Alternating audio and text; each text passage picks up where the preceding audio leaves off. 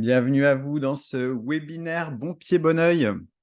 Webinaire un peu spécial qui va être assez dense, où on va parler, on va tenter de répondre à une question qui est la suivante: pourquoi ignorer les enseignements de 2023 peut vous coûter très cher en 2024? La réponse, elle est relativement simple, en fait, du pourquoi, en fait, on souhaite traiter ce sujet-là. C'est simplement pour anticiper 2024 sur la base d'une année qui a été extraordinairement révélatrice pour les thérapeutes français. Et c'est une manière aussi de se donner davantage de chances, via cette anticipation, heu, de tirer des vraies conclusions, en fait, pour éviter de galérer à se faire ou à maintenir, une place sur ton marché, sur ta localité, éviter d'être en souffrance financière dans ton métier de cœur, d'être, on l'a vu également parfois 100 dépendant d'un canal avec finalement, l'inconfort, que ça peut provoquer. De devoir aussi, fermer parfois alors que la demande n'a jamais été aussi forte et puis parfois même de devoir reprendre un emploi salarié, même à mi-temps, simplement pour payer les charges. Ça peut parfois être inconfortable, donc l'idée ici, ça va être de se donner les chances d'éviter ça avec des observations qu'on peut faire sur 2023 au travers déjà de 8 faits marquants en fait de cette année, hem, vraiment sous forme de constats et puis aussi de solutions, hein, qu'on va pouvoir y apposer. On va parler également d'une action simple que tu peux engager pour sécuriser 2024, un premier petit pas qui coûte rien, qui est simple à mettre en œuvre et puis on finira bien sûr avec un dernier point qui est une solution simple si tu n'arrives pas à y aller en solo, tout simplement. OK? Dans ce webinaire, bah, on va pas parler, d'inflation. On va pas parler d'alignement de planètes ou d'intelligence artificielle, même si nécessairement c'est des sujets qui ont aussi rythmé cette année. On va simplement parler de constat terrain et de solutions pragmatiques vis-à-vis, en fait, de la situation. À la fin de ce webinaire, en fait, tu auras une compréhension fine de ce qui se joue en 2024, des axes clairs pour affiner, tes choix de positionnement, des clés pour éviter de galérer inutilement, hein, parce que 80 des ennuis sont, clairement évitables et une surprise utile et sympa aussi à la fin. Si on ne se connaît pas encore, bah, je vais me présenter rapidement. Je suis Nicolas Cogan, coach, consultant, formateur. Je suis le fondateur de Mon Business Coach, une société, avec laquelle j'accompagne depuis déjà de nombreuses années, des acteurs du bien-être au niveau national, que ce soit des marques, des réseaux, souvent d'ailleurs basés sur des indépendants et que ça soit également, bien entendu, les TPE, PME, solo-entrepreneurs dans le milieu du bien-être. Mais le milieu du bien-être, c'est un milieu qui est vaste et je me suis passionné, pour les thérapies depuis maintenant, 7-8 ans. 7-8 ans en m'investissant aussi auprès des acteurs nationaux, auprès des thérapeutes, en lançant des programmes, des accompagnements one to one, des accompagnements, collectifs et rapidement, en fait, l'idée est venue de créer un pôle dédié qui s'appelle aujourd'hui Bon pied, bon oeil, qui est un collectif d'éducation entrepreneuriale, hem, qui a trouvé en fait qui a trouvé sens dans le fait que souvent dans les formations entrepreneuriales ou dans les accompagnements entrepreneuriaux, les spécificités même du métier d'entrepreneur thérapeute étaient rarement pris en compte. Je vais faire court sur ce point, c'est pas l'objet en fait du webinaire. Si tu veux aller plus loin, le magazine Forbes nous a consacré un article il y a très peu de temps, qui raconte la genèse du projet, l'ADN du projet et forcément, sans surprise, très, très orienté sur notre implication terrain à différentes strates de la profession. Ce qui fait qu'aujourd'hui, on s'investit, vraiment dans l'expertise des développements de cabinets. Souvent comme toujours, c'est nos clients qui en parlent le mieux, hein, sur le champ des bénéfices de ces accompagnements ou de ces transformations qui sont opérées au travers de ces apports. Mais toutes ces ressources-là, tu les trouveras très aisément sur internet si tu as besoin d'avoir des compléments d'information. Ce qui est intéressant ici, c'est de savoir à qui s'adresse réellement à ce webinaire. Ton temps est précieux, le nôtre aussi. Donc, on va aller droit au but. Ce webinaire, il s'adresse strictement et uniquement aux thérapeutes qui veulent vivre de leur métier de cœur. qui veulent s'inscrire et contribuer dans le temps, qui veulent faire partie du paysage à 3, 5, 10, 15, 20 ans. C'est ça qui nous intéresse. Donc, ce webinaire s'adresse réellement à cette catégorie, parce qu'il y a toujours deux catégories de professionnels. Une qui va intellectualiser trop, commenter sans jamais passer à l'action et finalement être très immobile face à ce qui se passe et qui vont se donner très peu de chances finalement de pérenniser leur activité, même si c'est une activité de cœur. Ok. On a des thérapeutes de loisirs et puis il y a des thérapeutes qui font ce métier-là pour en vivre également. Donc, il y a une deuxième catégorie, c'est celle-ci, hein, qui passe à l'action, qui active des leviers simples, gagne en agilité, en résilience et se donne vraiment les chances d'être dans le jeu pour demain. Ok, d'aujourd'hui et de demain, qui se donne les moyens. Donc, naturellement, ce webinaire, il s'adresse à cette seconde catégorie.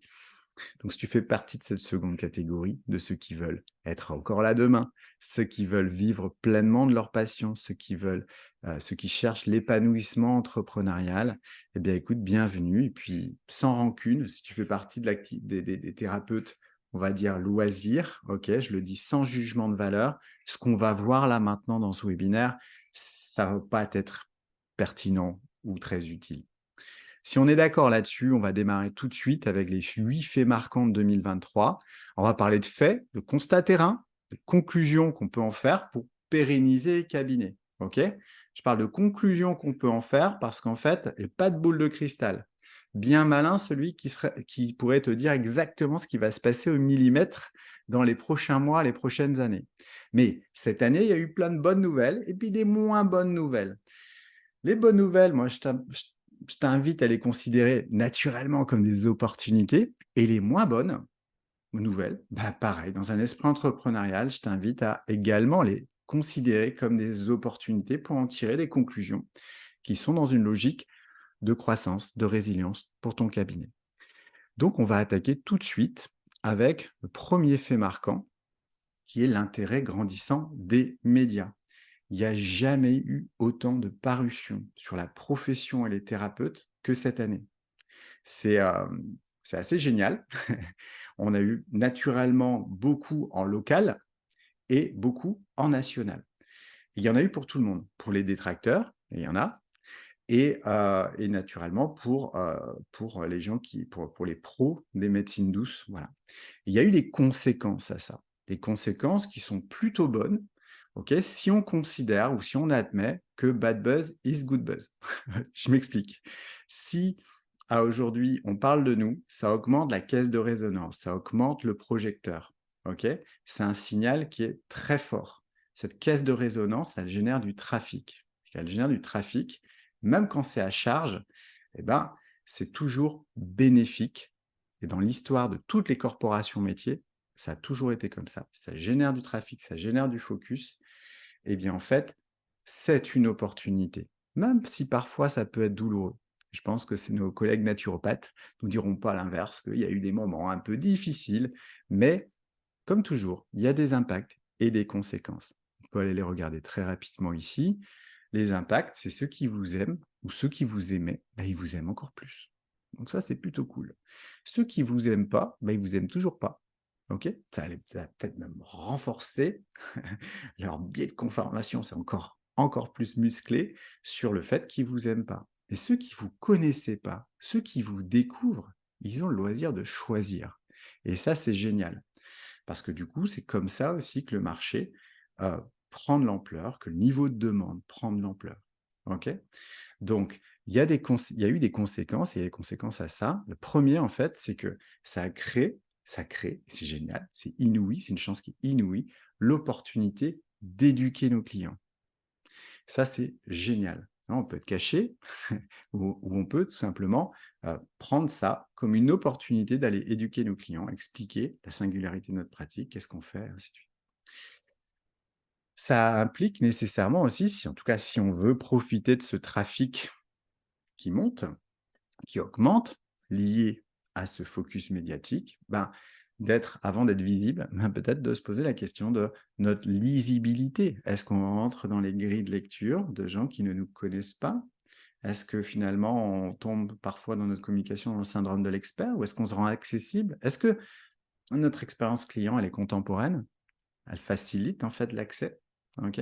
En tout cas, voilà, c'est des conséquences qui sont plutôt positives parce que quand on doit aller créer nous-mêmes l'éducation de nos clients, c'est plus compliqué. Alors quand le contexte permet, c'est génial. Et en fait, bien entendu, ben, s'adapter en fait pour saisir en fait ce nouveau flux lié aux médias. Fait marquant numéro 2, la désolidarisation de Doctolib. Ça date pas de cette année, hein, ça date de fin d'année dernière, fin 2022.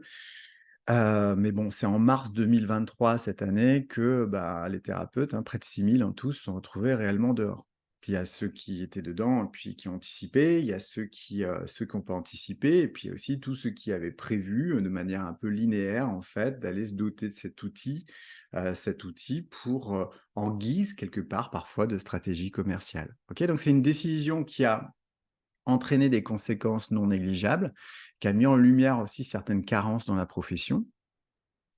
Direct et indirect comme toujours. Le premier, ça a été la panique, pour certains.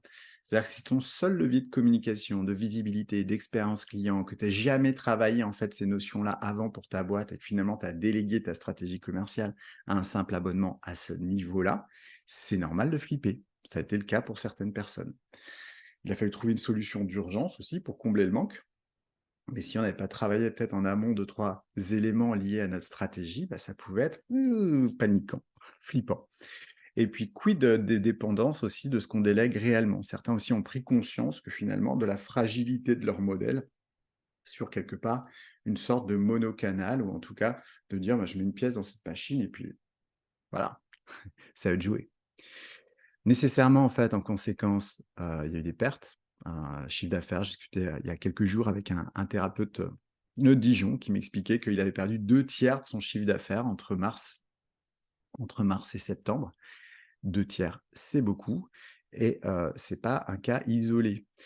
Forcément perte en termes de visibilité, de référencement, perte en expérience client, ouais, SMS, agenda en ligne, ces choses-là et puis de positionnement aussi, la place sur le marché. Naturellement, en conséquence, il y a eu Focus Press, hein, on en parlait tout à l'heure, avec c'était du pain béni pour les détracteurs, des médecines non conventionnelles. On en parlera également tout à l'heure, arrivée immédiate de nouveaux acteurs, c'est-à-dire que ça s'est dessiné, en fait, le marché des thérapeutes s'est dessiné comme un marché d'opportunités pour un certain nombre d'acteurs qu'on ne connaissait pas encore et avec parfois un marketing, on en parlera un petit peu plus tard, un peu polarisant, très orienté retour sur investissement et qui a amené parfois, en fait, pas mal de doutes et de voire de paralysie chez certains dans leurs choix, dans leurs compétences et créer une forme d'immobilisme, en fait, qui peut être parfois être assez dangereux. Nous, ce qu'on a remarqué chez Bon Pied Bon Oeil ou en travaillant chez différents acteurs nationaux, c'est que, bon, grosso modo, il y avait, 4 catégories qui ont émergé, de thérapeutes, qui étaient confrontés à cette situation. Peu importe d'ailleurs, c'est assez intéressant, leur parcours entrepreneurial. Ça pouvait être des gens qui étaient installés depuis une quinzaine d'années, comme des gens qui étaient là depuis 5 ans, comme des gens qui étaient là depuis 6 mois. On a une première catégorie qui était la catégorie game over. C'est-à-dire assez pessimiste, mindset plutôt fixe, hein. De toute façon, le jeu, il est plié. Je suis thérapeute, je suis pas commercial, marketeur. Bon, voilà, c'est peut-être la fin d'une histoire, c'est la vie, c'est comme ça. OK. On a eu les joueurs de casino, j'adore. Les joueurs de casino qui vont être, qui sont plutôt dans une logique finalement de retour sur investissement. Je mets tant d'argent, j'en récupère tant, un petit peu comme au casino, mais parfois avec comme seul benchmark ou seul critère de référence l'expérience qu'ils avaient pu avoir chez Doctolib ou qu'ils croyaient avoir chez Doctolib et donc assez intéressant là-dedans, de regarder finalement que certains de ces acteurs, de joueurs de casino, n'avaient, pas les bases en fait pour capter en fait, quel était le retour sur investissement que lucidement ils pouvaient attendre dans telle ou telle solution, que ce soit des plateformes, que ce soit l'acquisition, que ça soit sur leur propre référencement. Donc très, très intéressant à observer aussi. On a eu naturellement et j'adore, moi j'ai fait partie de ces gens-là, le bricoleur du dimanche. Donc, no stress, ça ne doit pas être sorcier, je vais me construire mon propre système en quelques jours, c'est juste de l'informatique. C'est pas que de l'informatique. Derrière, il y a nécessairement toute une notion digitale qui est importante, une notion de marketing qui est importante. Ça prend un certain temps, mais bravo en tout cas, parce que ça témoignait aussi vraiment d'un d'une résilience entrepreneuriale que j'affectionne particulièrement. Et le back to roots, qui est plutôt le fait de dire: «OK, moi je comprends que l'outil, il fait pas tout, il fait pas tout, il est super important, ça mais peut-être que pour plus de résilience, pour moins de dépendance et ainsi de suite, je vais commencer à réviser aussi un petit peu mes fondamentaux, de savoir finalement qu'est-ce que je suis amené à déléguer et comment je le délègue sur certaines choses, pour monter d'un niveau de conscience certaines fois». Donc très intéressant également à observer. De manière générale, en fait, pour finir sur cette photographie-là, c'est que les personnes qui ont rebondi le plus rapidement, d'après nos observations, c'était des gens qui avaient un mindset adapté à l'entrepreneuriat. Un problème, une solution, une capacité à se décider vite, à faire des choix. Un objectif plus ou moins non négociable, c'est-à-dire que, heu on change le plan, mais on change pas l'objectif, OK? On se réajuste pour garder le cap et du coup, ça entraîne des choix et pour le faire, en fait, on a remarqué qu'ils avaient ce point commun, une compréhension du marketing et du digital. Je dissocie les 2, hein. Il existe le marketing digital, mais là, je dissocie les 2. En tout cas, une compétence ou une compréhension, qui est pas une compréhension nécessairement d'expert, OK? Mais une compréhension suffisante, en fait, pour flécher vers des choix lucides et sur des attentes lucides. Ah donc je trouve ça c'était quand même assez intéressant de pouvoir souligner ça dans ce petit bilan. Fait marquant numéro 3, c'est la démultiplication des acteurs, sauveurs agressifs. OK? Bon, cette année, tu l'as remarqué, tu on n'a jamais eu autant, de pression marketing hors norme sur la profession. Quand je dis hors norme, c'est que vraiment ça a envoyé sec avec des nouveaux acteurs, avec des offres où on ne savait pas toujours exactement ce qui se cachait derrière et je préfère préciser là, ce qu'on voit là maintenant, c'est absolument pas pour pointer du doigt. C'est de comprendre la source de cette tendance. Qu'est-ce que ça vient nous dire? C'est ça qui est important. Parce que la profession, elle a toujours été super sollicitée, majoritairement avec du sens, de la pédagogie, parfois un peu de marketing de la peur ou marketing de l'espoir. Ok, mais là, ces nouveaux acteurs, ils ont frappé très fort sur un marché qui était déjà en confusion. Des approches souvent polarisantes. Alors, je prends un petit exemple ici, hein, ces cartes de visite, ça sert à rien. Un site internet, ça sert à rien. Sortir de chez toi, ça sert à rien. Faire des salons, ça sert à rien. Parler à tes clients, ça sert à rien. OK? Tu perds ton temps, hein? Tu vas mourir. Viens signer chez moi et moi, je t'apporte 50 rendez-vous par semaine et puis si ça marche pas, je te rembourse. Bon, des approches un petit peu différentes que d'habitude. Forcément. Et donc des approches souvent 100% liées au retour sur investissement. Et quoi de plus normal? C'est ça qu'on veut entendre. Quand on a un planning qui est pas rempli ou qui est pas, voilà, nous ce qu'on veut en fait, c'est des clients. Donc là, il y a un vrai raccourci, une communication qui était plus musclée qu'à l'habitude. Alors, il y a des conséquences, hein, c'est que pour beaucoup des gens avec qui on échange, il y a une sorte de saturation, une tendance à plus croire aux solutions, même quand elles marchent. Hein, je suis pas en train de dire que ces solutions-là marchent pas. Saturation complète, sensation parfois d'être considéré vraiment comme un pigeon. Confusion et doute chez beaucoup de thérapeutes qui disent: «Ouais, mais du coup, je fais quoi? Lui, il dit que ça marche, lui dit que ça marche pas. Tout le monde a la meilleure solution. Qu'est-ce que je fais?» OK? Et puis, marre aussi des débats corporatistes entre moi, je suis le meilleur, et ainsi de suite et toi, tu es nul. Et voilà, on a autre chose à faire. Et du coup, ça a déclenché, c'est tout naturel, l'envie chez certains de se retourner vers des accompagnements plus spirituels, hein, les deux n'étant pas incompatibles non plus. L'idée, c'est pas d'opposer les mondes. Maintenant, l'idée, encore une fois, c'est de comprendre pourquoi ces acteurs-là, ils arrivent que maintenant sur le marché. Il y a 5 raisons principales à ça. La première, c'est que le projecteur, il est lancé sur une profession qui attire beaucoup et de plus en plus de candidats à l'entrepreneuriat. Donc, c'est un marché qui grossit. S'il grossit, il attire. Les gens qui entreprennent des métiers aussi puissants, OK, que celui de thérapeute, les métiers de cœur, il y a d'autres métiers de cœur que les métiers de thérapeute, hein, bah, généralement, on n'est pas des grands adeptes du marketing. Beaucoup viennent de reconversion. Et ceux qui viennent du milieu marketing dans les entreprises, bah, quand ça devient eux le produit, bah, ils n'ont pas beaucoup plus d'appétence ou d'aisance en fait sur le marketing, sur leur propre marketing. Un petit peu d'avance, mais pas beaucoup. Les nouveaux accédants à l'entrepreneuriat thérapeute, ils démarrent plus jeunes.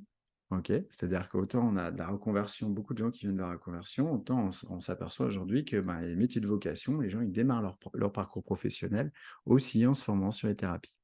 Et donc souvent sur une population plus éduquée, entre guillemets, sur tout ce qui va correspondre au digital et technologie.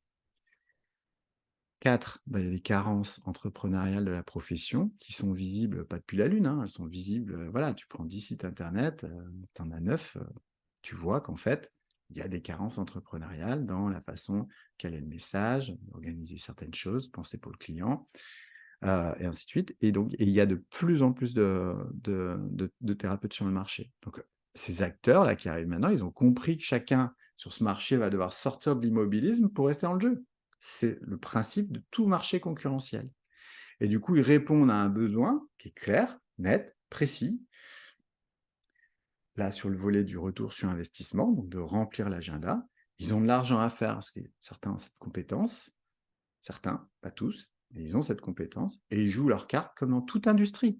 Donc, c'est pas condamnable. Donc, ce qu'il faut retenir ici, c'est quand même que c'est un signal très fort qui vient s'ajouter aux signaux qu'on a vus jusqu'à présent dans ce webinaire, qui fait que le marché, il est en train de prendre une dimension qui amène nécessairement de la concurrence. Donc, en fait, qui amène la concurrence, qui amène certainement aussi à un autre niveau d'exigence. Qu'on va le voir, en fait, ça bouge de partout. C'est un signal qui doit ou peut nous interroger, en fait, ou interroger chacun sur le fait de se dessiner un objectif clair. Clarifier le comment chacun va faire sa différence sur un marché qui devient de plus en plus exigeant. Éclaircir sa relation à l'entrepreneuriat thérapeute pour poser des actions alignées avec ses valeurs tout en restant lucide sur l'accélération du marché. C'est des choses qui sont importantes parce qu'en fait, parfois, un très bon praticien, un très bon thérapeute, à défaut de ça, va se faire damer le pion par quelqu'un qui a fait une formation, et je vais faire je fais un cliché, une formation sur Groupon, et qui par contre, en termes de communication et de marketing, va lui rafler la place. Donc c'est intéressant, c'est intéressant en fait de prendre ça en considération, de rester ouvert aussi aux différents leviers digitaux, mais aussi terrain, ok, pour se développer. Et je pense qu'en fait, c'est important que chacun aussi s'interroge sur le fait de s'intéresser au coût de l'attentisme dans ce type de période de marché. On l'a vu dans d'autres secteurs d'activité, ça a un coût. Il faut simplement peut-être s'y interroger. 4, quatrième fait marquant, accroissement constant du nombre de thérapeutes. Qu'est-ce que vous voulez? Vous contribuez incroyablement au bien-être de la population, vous vous inspirez, vous suscitez des vocations. Je pense qu'au moins une fois toutes les semaines ou plusieurs fois par mois en tout cas, j'entends « Oh mais tu sais Nico, moi mes concurrents aujourd'hui qui sont arrivés, ou mes confrères, mes consoeurs qui sont installés ces derniers temps, en fait certains, c'était des gens que j'avais en cabinet il y a 5 ans. » Et ouais, tu inspires les gens, voilà.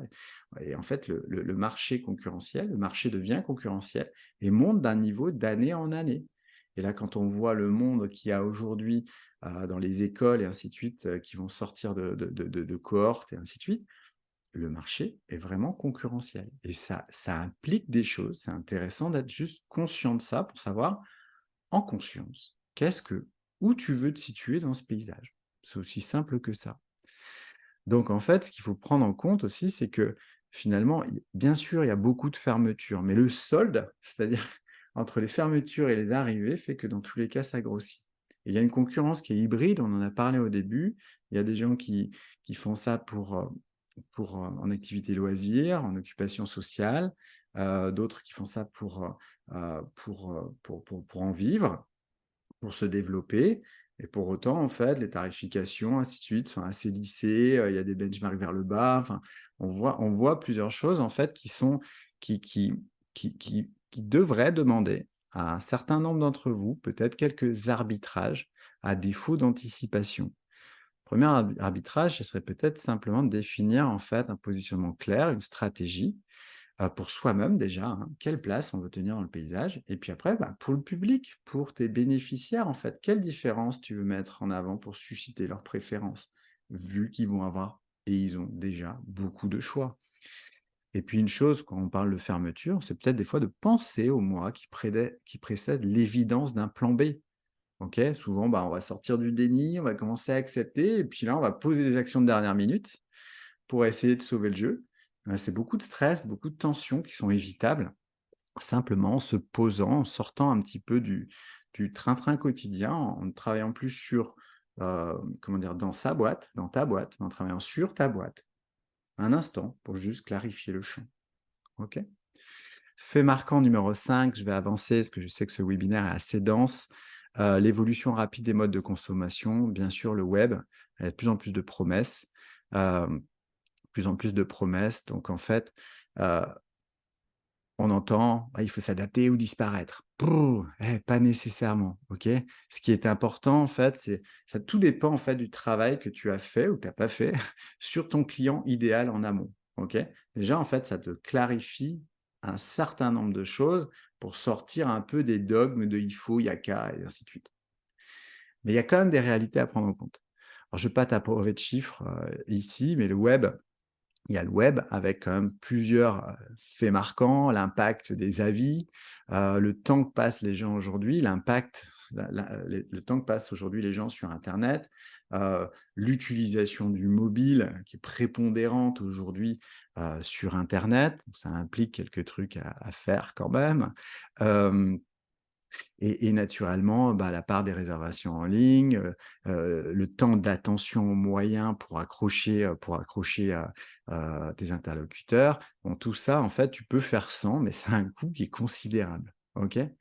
Donc attention quand même, parce que tout le monde prône en fait sa solution miracle. Moi, j'ai rien à vendre ici en termes de solution. Simplement comprendre en fait qu'il y a pas de canal ou de canaux magiques en fait, parce qu'il y a une réalité en fait que peu de gens, peu d'acteurs de la profession honnête, il y en a, hein, attention, il y en a. Il y a même des majors nationales en fait qui en parlent et je trouve que c'est plutôt sain. C'est c'est simplement qu'aujourd'hui, personne, OK, ne sait précisément à 100 d'où viennent systématiquement l'ensemble des clients et tu le sais, on va le voir. Je suis sûr que ce que je vais te montrer là, en fait, tu l'as déjà ressenti. Parce que le marché aujourd'hui, il est omnicanal. Tu vois, à gauche de l'écran ici, il y a un petit schéma que j'aime beaucoup, qui vient de Merwan, qui travaille dans les programmes Bon Pied Bon Oeil. Je lui ai piqué ça pour les slides. Découverte, attention, considération, achat. C'est le schéma classique et c'est normal, ça se passe comme ça. En vrai, ça se passe comme ça. Nos attentes, elles sont comme ça. On peut pas fonctionner vraiment autrement. Ça suit la psychologie humaine. Maintenant, il y a la réalité, c'est que les gens, ils font comme ils veulent ou parfois comme ils peuvent. Exemple, aujourd'hui, peut-être que si moi je veux réserver en fait dans ton cabinet, je peux peut-être te passer un coup de fil. Je peux peut-être aller sur une plateforme. Je peux peut-être aller sur ton site internet. Je peux peut-être t'envoyer un mail. Je peux peut-être passer au cabinet. Mais quelque part, je peux très bien te passer un coup de téléphone parce que je t'ai vu sur une plateforme. Je peux très bien passer par ton site internet parce qu'en fait, c'est avec tes flyers ou ta carte de visite que j'ai connu l'existence ou avec du bouche à oreille. Et du coup, en fait, chaque canal comme ça a une certaine transversalité, OK, qui fait que c'est important de considérer qu'on est dans une ère d'omnicanal et il y a quelques trucs à aligner pour pouvoir optimiser ça de façon assez simple. Dernier chiffre, 53, c'est la part de l'expérience client dans la décision d'achat. Le prix, lui, situe à 10. L'expérience client, c'est le premier driver de la fidélité, donc de la récurrence, de la recommandation. Donc, c'est des choses qui sont super importantes. Et quand on refuse à nos clients ce qu'on exige par ailleurs en tant que consommateur, c'est rarement un choix. Je prends l'exemple des avis. Il y a 5 thérapeutes sur 10 qui me disent: «Ah, moi, tu sais, les avis, je ne me vois pas les récolter. Puis les avis, c'est toujours faux. Puis quand on demande des avis, c'est toujours les gens pas contents qui les mettent». OK, mais s'il y a 84 des gens, c'est décisif dans leur choix. Et peut-être que pour toi, tu fais aussi partie de ces 84. Quand tu le refuses à ton client, ça peut être lié à des croyances limitantes, ça peut être une barrière technique, Ça peut être simplement tu sais pas comment faire ou tu penses que c'est cher à mettre en œuvre. OK, et c'est OK. L'idée, encore une fois, c'est de comprendre que ces axes de professionnalisation, en fait, qui feront la pérennité des cabinets de demain. Quand je dis demain, c'est déjà aujourd'hui. Et c'est comme ça dans tous les secteurs de l'économie de service, tous. Donc, je doute, personnellement, en tout cas, que notre merveilleux milieu, en fait, les acteurs thérapeutes, dans les années à venir, soit exempt, en fait, des modes de consommation ou des tendances de mode de consommation mondiale. Fait marquant numéro 6, très bonne nouvelle, c'est l'augmentation, significative de la demande sur le segment B2B.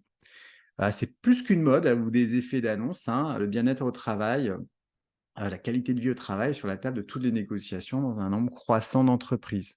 Et en fait, il y a un gros paradoxe en fait à aujourd'hui, c'est qu'en fait, les entreprises ne trouvent pas de thérapeutes. Alors on sait que le grand public parfois manque de repères pour accéder aux thérapeutes alors qu'ils ont un problème à résoudre chez le thérapeute et ils sont un peu perdus parce que ça manque de repères. Bon, les entreprises, c'est exactement la même tendance. Pourtant, sur une caisse de résonance qui est beaucoup plus importante, parce que dans chaque entreprise, les salariés, c'est des humains qui ont aussi des foyers, des familles, et qui seraient très très contents de venir au cabinet derrière. Ok. Donc, alors pourquoi elles ne trouvent pas ces entreprises? C'est pas de la clarté des offres, parfois l'existence des offres, parfois l'accessibilité des offres, la pertinence des offres, les preuves sociales inhérentes à ces offres. OK. Hem et pourquoi une seule minorité, il y a qu'une petite minorité de thérapeutes qui aujourd'hui raflent, quelque part, la mise. Alors moi je suis conscient qu'en fait, beaucoup d'entre vous ont quitté le salariat, c'est pas pour y retourner de cette manière-là, par exemple, hein. C'est tout à fait OK.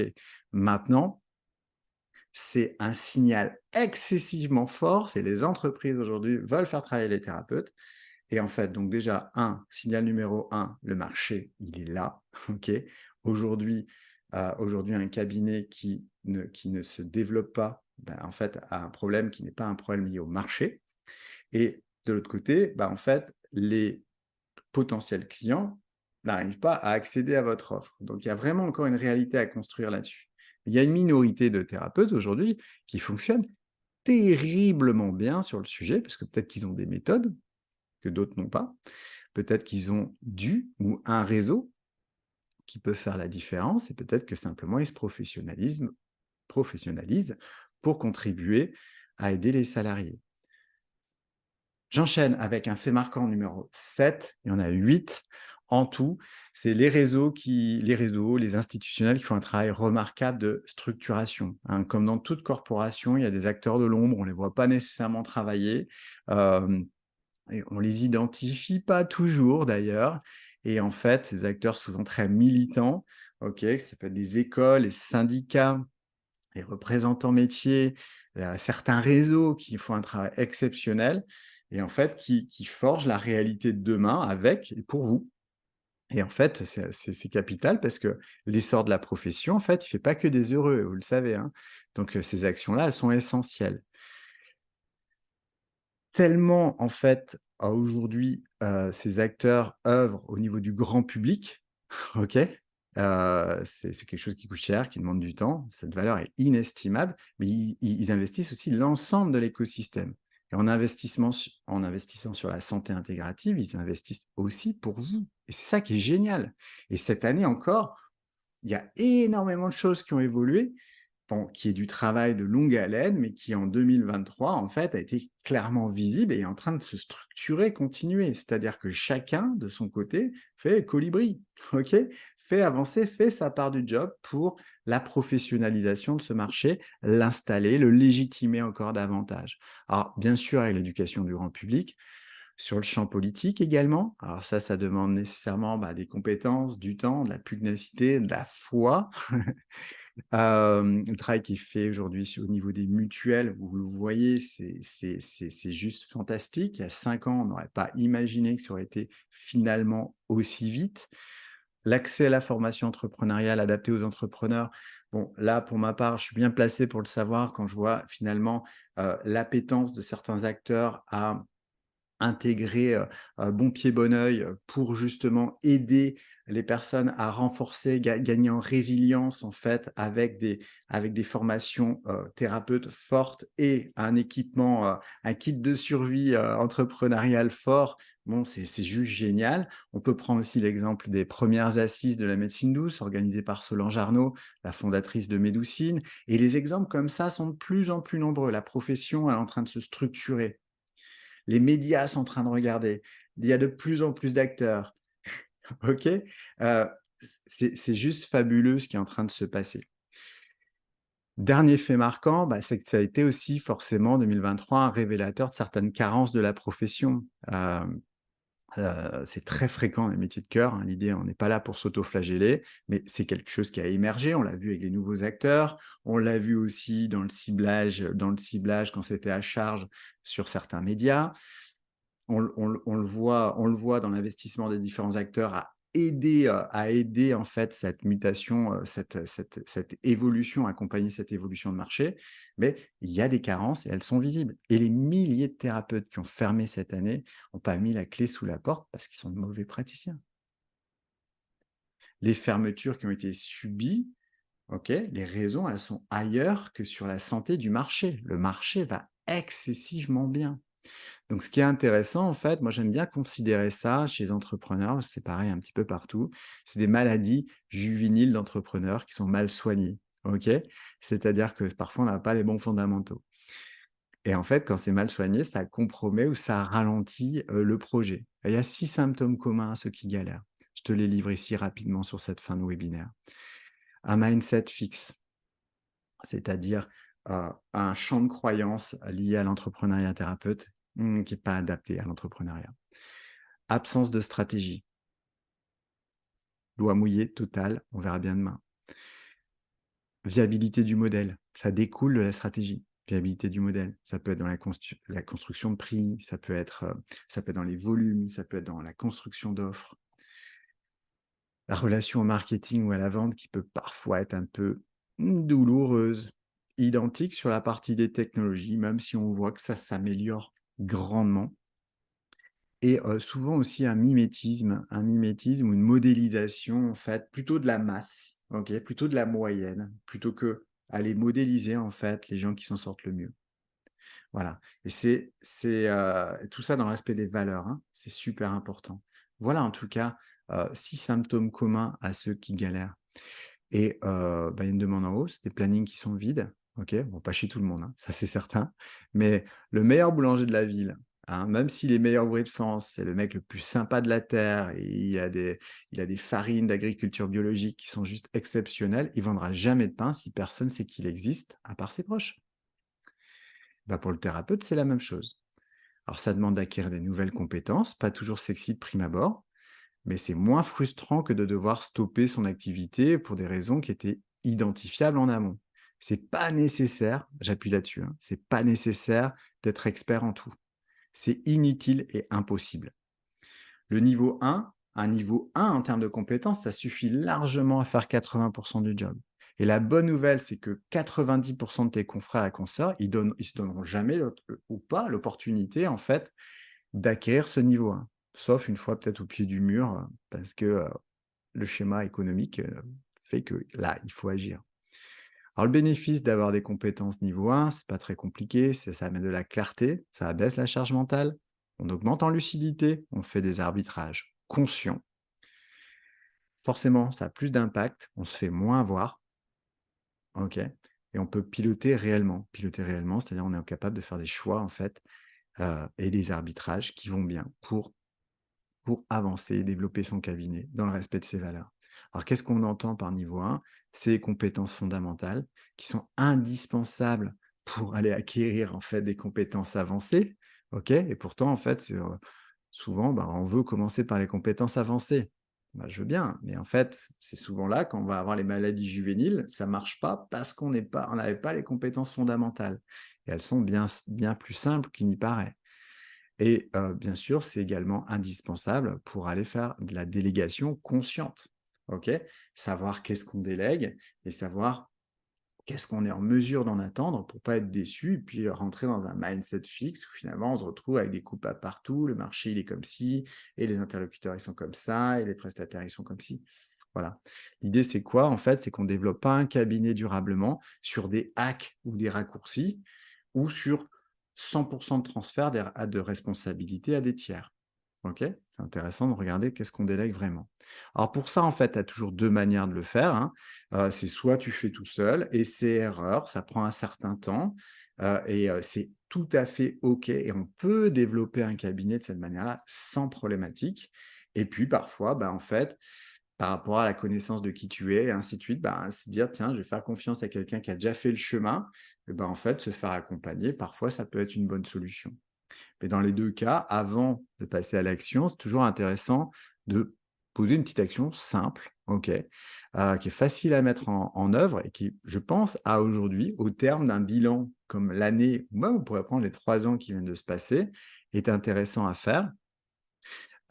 Si on pense que le marché, lui, va demander davantage de professionnalisme, moins d'amateurisme sur certaines choses, eh bien, en fait, c'est simplement peut-être déjà de poser une action qui va amener de l'honnêteté intellectuelle vis-à-vis de ton projet.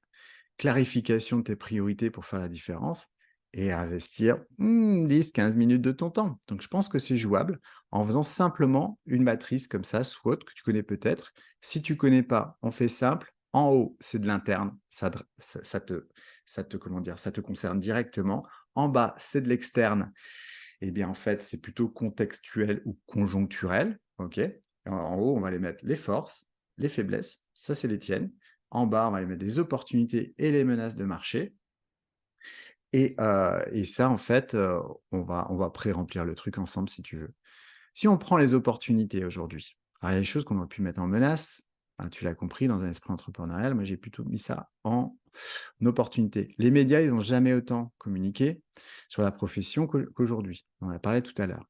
90 des Français pensent que les médecines douces permettent d'améliorer leur bien-être. Waouh! Si ça, c'est pas une opportunité incroyable. Imagine 90 des Français, en fait, comment dire, passeraient à l'action. Ton planning serait rempli sur les 2 prochaines années.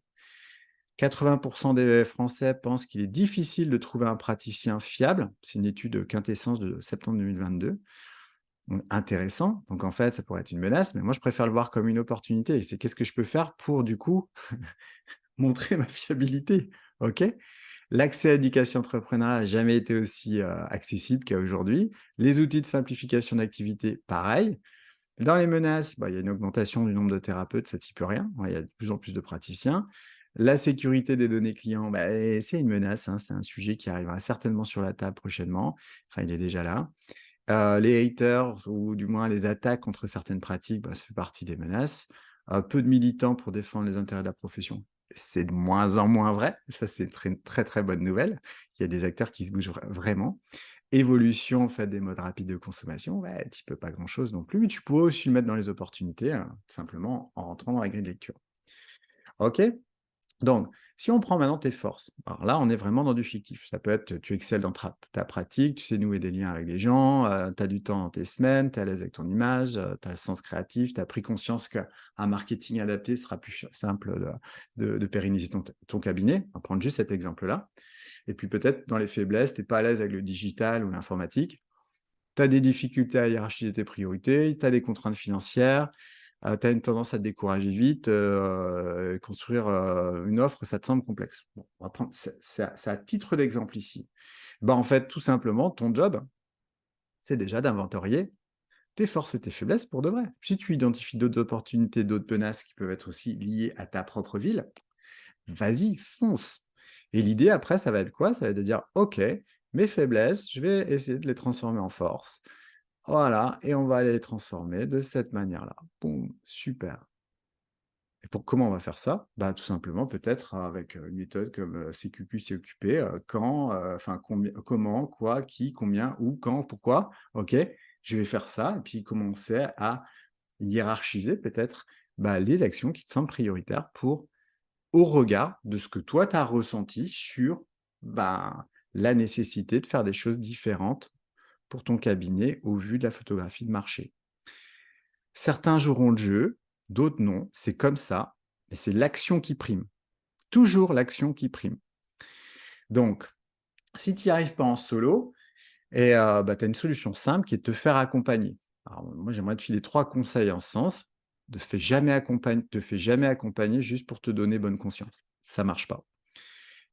Évalue le nombre d'essais-erreurs, de temps, d'argent et le mindset nécessaire quand tu es en mode self-made, que tu fais tout seul. Ça demande ça demande de l'énergie et c'est OK, c'est jouable. Donc c'est à évaluer. Sous-estime jamais l'impact de l'intelligence collective dans les accompagnements entrepreneuriaux. C'est excessivement puissant. Attention aussi quelque part aux effets, de mode, OK, aux dogmes, il faut faire ci, il faut faire ça et ainsi de suite parce que une stratégie top pour quelqu'un peut être juste un calvaire pour l'autre et hem et ça doit être aligné avec qui tu es, quoi, OK? Et pour l'apprentissage de ressources, c'est la même chose, que ce soit les méthodes, les outils, il faut que ça te ressemble. C'est important. Nous, de notre côté, qu'est-ce qu'on fait? Ben, en fait, on travaille sur des modules secs. La personne qui sait ce qu'elle veut, qui sait quelles compétences elle veut obtenir, elle peut récupérer des modules, en ligne 100.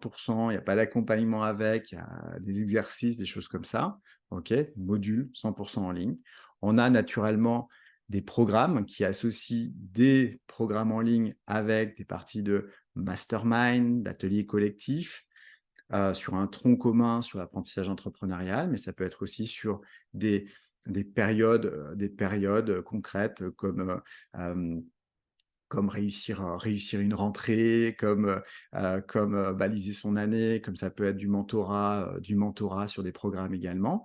Et puis naturellement, bah, on a des offres sur mesure qui intègrent finalement, bah, l'ensemble et à la carte et qui comme toujours finalement tout le monde vend du sur mesure, personne prend les cotes. Bon, donc il y a toujours une phase où on va s'intéresser quand même à nos clients en amont pour aller flécher en fait vers la ressource qui semble le plus adaptée au vu des enjeux et du timing pour les atteindre. Et, heu et si tu penses qu'on est les bonnes personnes chez Bon Pied Bon Oeil, donc le collectif d'éducation entrepreneuriale, vraiment dédié à la profession, il y a 3 choses qu'il faut que tu saches. La première, c'est qu'on ne prend pas tout le monde. Nos places, elles sont clairement limitées pour des raisons qualitatives, hein, tu l'as compris, et on souhaite les réserver aux plus motivés d'entre vous. Ça, c'est super important. Nos programmes et ateliers sont résolument en mode feel good, OK? L'idée, en fait, c'est que c'est le meilleur spot pour les gens qui veulent travailler sérieusement sans se prendre la tête. C'est important que ça soit fluide. C'est important que ça se fasse dans la bonne humeur. Donc, en fait, l'idée, c'est les gens qui viennent à nos ateliers, ils sont aussi là pour, je vais pas dire s'amuser, mais en tout cas passer un bon moment. C'est très important. Et nous, on a 2 obsessions, l'atteinte de tes objectifs et ton épanouissement entrepreneurial, parce que l'un, à nos yeux, ne va pas sans l'autre. OK? Alors c'est pas fait pour toi si, tu cherches des solutions magiques et qui te permettront de te développer sans aucune implication de ta part. Mmh, on sait pas faire, on sait pas faire. C'est si tu pas prêt à t'investir en direction de ton projet entrepreneurial, c'est pareil, c'est pas fait pour toi. Et puis si tu pas thérapeute, bah, tu viens de perdre, 1 heure parce qu'en fait, c'est pas fait pour toi. C'est fait pour toi, en fait, si la réussite de ton cabinet, c'est pas une option, quoi. C'est vraiment ton projet de vie. Tu as des ambitions et tu souhaites clarifier, exprimer, concrétiser ta vision. Tu souhaites aligner ton activité avec qui tu es vraiment, OK? Et tu as compris que ceux qui obtiennent des résultats, ils font des choses que les autres ne font pas. Si tu veux éviter de perdre du temps inutilement dans ton développement d'activité, tu veux investir dans des ressources et méthodes qui font leurs preuves toujours sur le terrain, bah, c'est pour toi, grosso modo. Alors, pour les plus déterminés d'entre vous, qui ont suivi ce webinaire, déjà, moi, je vous en remercie. J'espère que vous aurez trouvé des clés. Nous, comment on fonctionne, en fait? On investit un temps, sur, chaque personne qui voudrait travailler avec nous, qui voudrait se faire accompagner, au travers d'un rendez-vous téléphonique de 15 minutes, ben, pour clarifier, tes priorités via un mini audit de situation. 15 minutes, c'est court, donc c'est pour ça qu'on demande un petit questionnaire en amont pour valider. On ne prend pas tout le monde. Les questionnaires qui ne sont pas remplis, ben, on ne traite pas, on ne confirme pas le rendez-vous. C'est comme ça. C'est vraiment on est sur une notion très qualitative dans la manière dont on veut travailler avec les gens. Il y a un call professionnel, loin des scripts commerciaux. Tu as pas affaire à un closer. Dans 99 des cas, c'est sans doute moi que tu auras au téléphone ou un membre de l'équipe mais on n'est pas sur des schémas où tu vas avoir un commercial qui veut à tout craint te vendre quelque chose si c'est pas adapté. OK? Et ça nous arrive même souvent, ou parfois, de flécher vers des ressources qui sont externes et parfois même gratuites. Une réponse claire et adaptée en fonction de ta situation. OK? Voilà ce que on te propose, tout simplement en, cliquant sur, les liens de réservation, inhérents à ça, que tu trouveras sous la vidéo. Donc au nom de l'équipe, hein, je sais que ce webinaire était très long, je souhaite te remercier, bah, pour ta contribution déjà, qui est essentielle au mieux-être pour la population. Et puis souvent on se quitte en disant: «Bah, prenez soin de vous, prends soin de toi». J'ai envie de te dire aussi: prends soin de toi, de prends soin de ton entreprise, parce que c'est le véhicule avec lequel tu peux le mieux contribuer à aujourd'hui dans ce marché qui évolue comme tout marché. J'espère qu'en fait, les clés ou les constats qu'on a vus là, pendant ce temps passé ensemble, bah, va te permettre, bah, peut-être, d'ajuster ou simplement avoir plus de clairvoyance sur, là où tu veux te situer dans les prochaines années. Voilà, je te dis à bientôt. Salut.